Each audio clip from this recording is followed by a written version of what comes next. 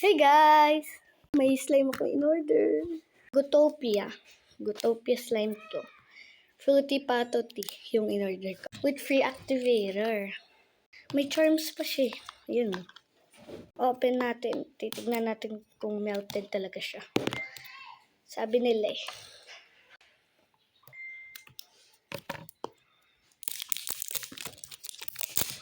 Ayan.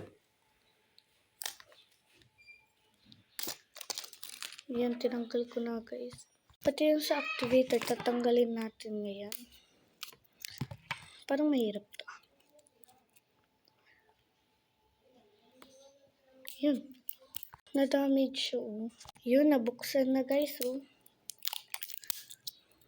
Ayan, hirap. Hirap talaga na to. Sana.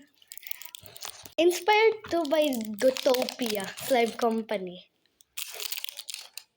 So, tignan nyo na lang yung account nila dyan, guys. So, sa TikTok ko talaga to in order.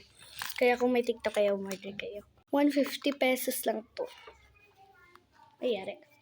100 ml to, guys. Kala ko maliit lang sobra. Yan. Oh! Oh! Oh! Melted. Melted na nga.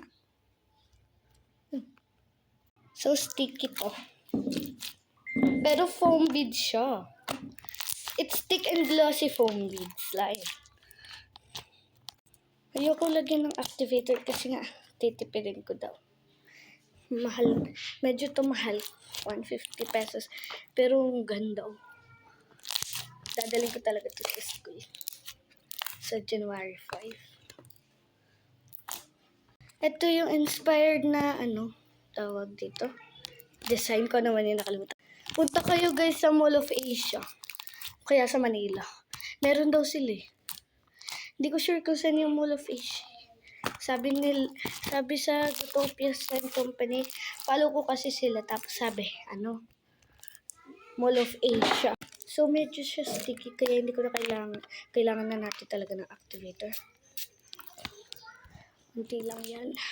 Mix muna tayo. Oh my god, stick.